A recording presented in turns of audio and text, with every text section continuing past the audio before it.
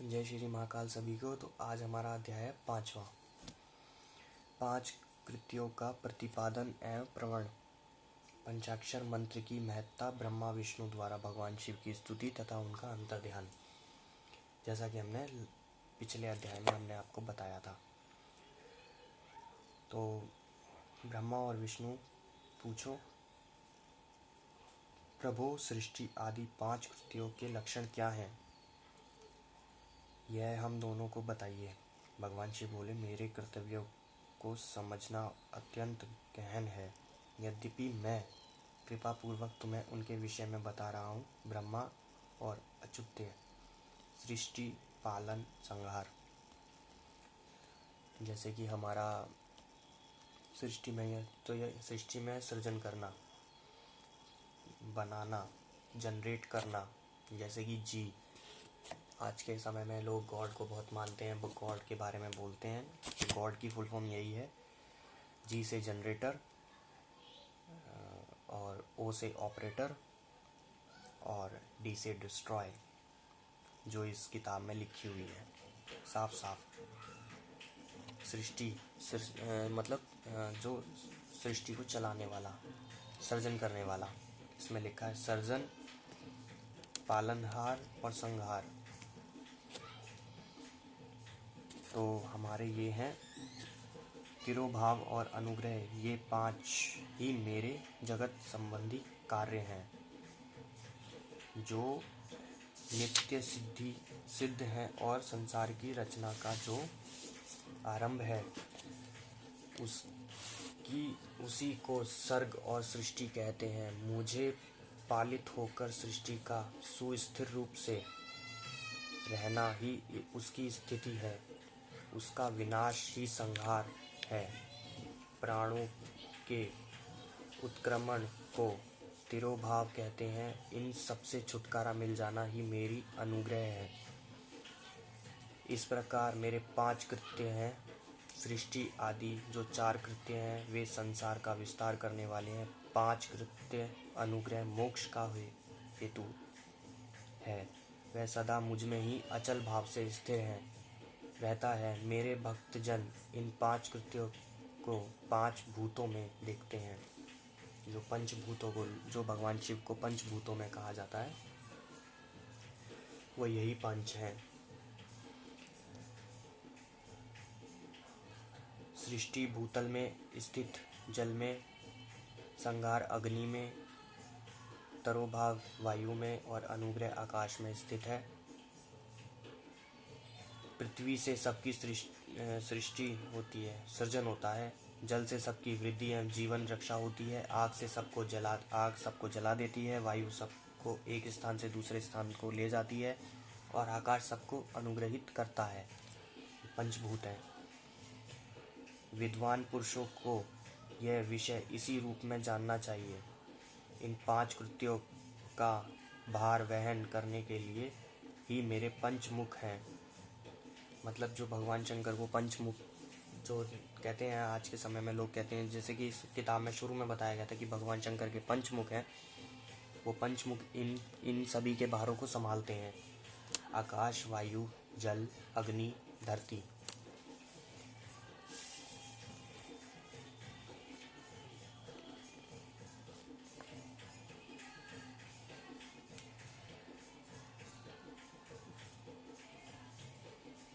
चार दिशाओं में 4 मुख हैं, और इनके बीच में 5वां मुख है। पुत्रों, तुम दोनों ने तपस्या करके प्रसन्न हुए मुझ परमेश्वर से सृष्टि और स्थिति नामक 2 कृत्य प्राप्त किए हैं। ये दोनों तुम्हें प्रिय हैं। इसी प्रकार मेरी विभूति स्वरूप रुद्र और महेश्वर ने दोनों अन्य उत्तम कृत्य, संहार और तरोभाव मुझसे प्राप्त किए हैं, परंतु अनुग्रह नामक कृत्य दूसरा कोई नहीं पा सकता। रुद्र और महेश्वर अपने कर्मों को भूले नहीं हैं, इसलिए मैंने उनके लिए अपनी समानता प्रदान की है। वे रूप, वेश, कृत्य, वाहन, आसन और आयुध आदि में मेरे समान ही हैं। मैंने पूर्व काल में अपने स्वरूपभूत मंत्र का उपदेश किया है जो ओंकार के रूप में प्रसिद्ध है। वह महामंगलकारी मंत्र है। सबसे पहले मेरे मुख से ओंकार प्रकट हुआ जो मेरे स्वरूप का बोध कराने वाला है। ओंकार वाचक है और मैं वाच्य हूँ। यह मंत्र मेरा स्वरूप ही है। प्रतिदिन ओंकार का निरंतर स्मरण करने से मेरा ही सदा स्मरण होता है। मेरे उत्तरवर्ती मुख से अकार का, पश्चिम मुख का उकार का, दक्षिण मुख से मकार का, पूर्ववर्ती मुख से बिंदु का तथा मध्यवर्ती मुख से नाद का प्रकट हुआ। इस प्रकार 5 अवयवों से युक्त ओंकार का विस्तार हुआ है। इन सभी अवयवों से एक भूति होकर प्रणव ओम नामक एक अक्षर हो गया। यह नाम रूपात्मक सारा जगत तथा वेद उत्पन्न स्त्री पुरुष वर्ग रूप दोनों कुल इस प्रवण मंत्र से व्याप्त हैं। यह मंत्र शिव और शक्ति दोनों का बोध है। इसी में पंचाक्षर मंत्र की उत्पत्ति हुई जो मेरे सकल रूप का बोधक है। वह आकारादि क्रम से ही मकरादि क्रम से क्रमश प्रकाश में आया है। ओम नमः शिवाय। यह पंचाक्षर मंत्र है। इस पंचाक्षर मंत्र से मातृ का वर्ण प्रकट हुआ है जो पंच भेद वाले हैं। उसी से शिरो मंत्र सहित त्रिपदा गायत्री का प्रकट हुआ। उस गायत्री से संपूर्ण वेद प्रकट हुए और उन वेदों से करोड़ों मंत्र निकले। उन मंत्रों से भिन्न भिन्न कार्यों की सिद्धि होती है, परंतु इस प्रवण पंचाक्षर संपूर्ण मनोरथों की सिद्धि होती है। इस मंत्र समुदाय से भोग और मोक्ष दोनों सिद्ध होते हैं। मेरे सकल स्वरूप संबंध रखने वाले सभी मंत्र राज साक्षात संभोग प्रदान करने वाले और शुभ कारक हैं, मोक्ष प्रदान करने वाले हैं। नंदिकेश्वर कहते हैं, तदंतर जगदम्बा पार्वती के साथ बैठे हुए गुरुवर महादेव जी ने उत्तराभिमुख बैठे हुए ब्रह्मा और विष्णु को पर्दा करने वाले वस्त्र से आच्छादित करके उनके मस्तक पर अपना कर कमल रखकर धीरे धीरे उच्चारण करके उन्हें उत्तम मंत्र का उपदेश किया। मंत्र तंत्र में बताई हुई विधि के पालन पूर्वक 3 बार मंत्र का उच्चारण करके भगवान शिव ने उन दोनों को शिष्यों मंत्र की दीक्षा दी। फिर उन शिष्यों ने गुरु दक्षिणा के रूप में अपने आप को ही समर्पित कर दिया। दोनों हाथ जोड़कर उनके समीप खड़े हो गए। देवेश्वर जगत गुरु का स्तवन किया। ब्रह्मा और विष्णु बोले, प्रभु आप निष्कल रूप हैं, आपको नमस्कार है। आप निष्कल तेज से प्रकाशित होते हैं, आपको नमस्कार है। आप सबके स्वामी हैं, आपको नमस्कार है। आप सर्वोत्तमा को नमस्कार है, अथवा सकल रूप आप महेश्वर को नमस्कार है। आप प्रवण और वाच्य है, आपको नमस्कार है। आप प्रणविलिंग वाले हैं, आपको नमस्कार है। सृष्टि पालन संहार तदुभाव और अनुग्रह करने वाले, आपको नमस्कार है। आपके पंचमुख हैं, आप परमेश्वर को नमस्कार है। पंच ब्रह्मा स्वरूप पंच कृत्य वाले, आपको नमस्कार है। आप सबके आत्मा है, ब्रह्मा है।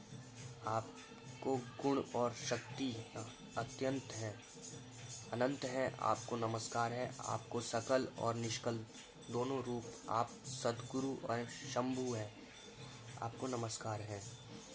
इन पदों द्वारा अपने गुरु महेश्वर की स्तुति करके ब्रह्मा और विष्णु ने उनके चरणों में प्रणाम किया। यानी कि जो ब्रह्मा और विष्णु हैं वो उनके गुरु ही भगवान शंकर हैं। महेश्वर बोले, आद्रा नक्षत्र से युक्त चतुर्दशी के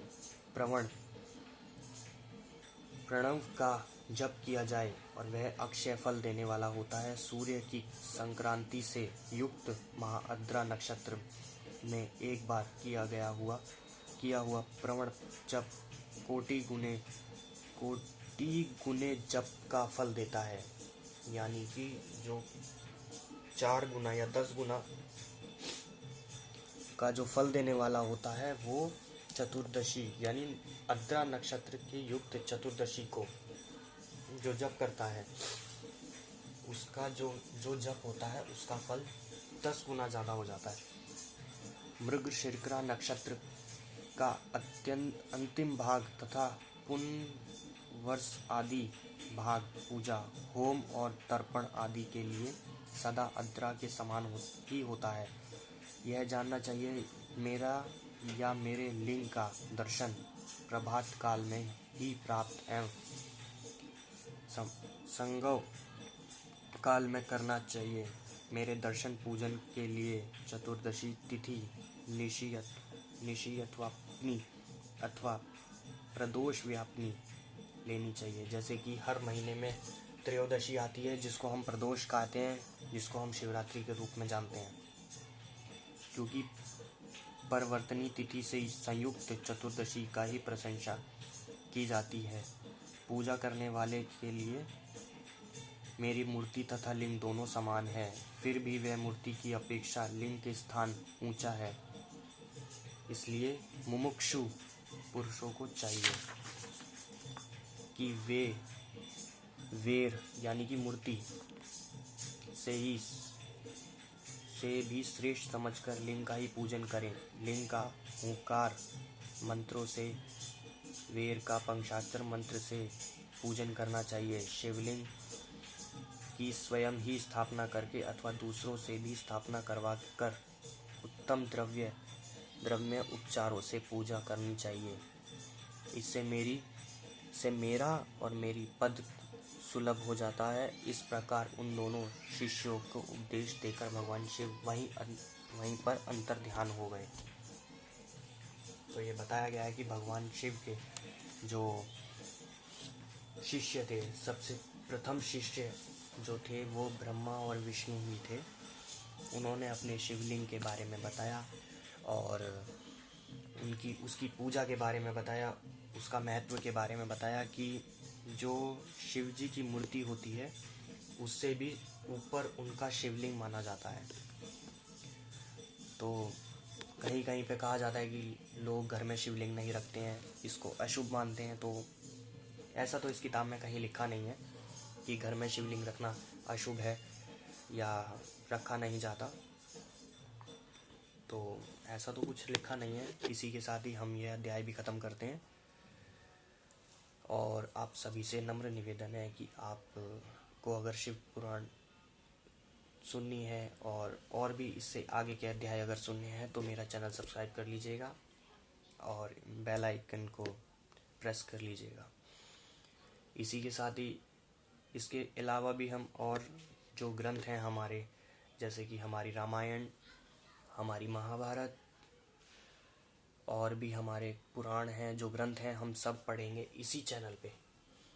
तो सब कुछ सारे ग्रंथ सुनने के लिए हमारे चैनल को सब्सक्राइब कर लीजिएगा। अभी हमारा शिव पुराण चल रहा है, इसको अभी समय लगेगा ख़त्म होने में। तो जैसे ही ये ख़त्म होगा उसके बाद ही हम दूसरे पुराण के लिए हम अपडेट कर देंगे कि हम ये पुराण जब से भी पढ़ने वाले हैं।